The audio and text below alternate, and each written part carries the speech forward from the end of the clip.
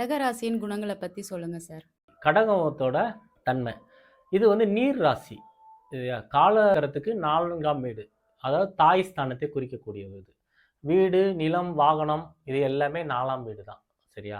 ஒரு வீட்ல வந்து அம்மாவ பெண்கள முன்னிறுத்துறாங்க அப்படின்னு பார்த்தீங்கன்னா, சந்திரன்ன்றது பெண் தன்மை உண்டானது. பெண் ராசி இது. சரியா?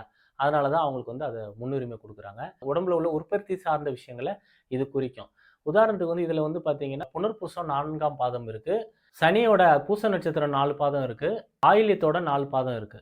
இது எல்லாமே வந்து உடம்புல உள்ள உற்பத்தி சார்ந்த உறுப்புகள இந்த நட்சத்திரங்கள் வச்சிருக்கு. இது வந்து நீர்த்தன்மை வாய்ந்தது. இதுல பிறந்திருக்கவங்க வந்து குணம் வந்து எப்படி இருப்பாங்கன்னா, சாஃப்ட்டா இருப்பாங்க. எதையுமே வந்து பெருசா கேர் பண்ண மாட்டாங்க. எதையுமே ஒரு நிதானமான ஒரு இதா இருப்பாங்க. அவசரப்பட மாட்டாங்க எந்த விஷயத்திலயும்.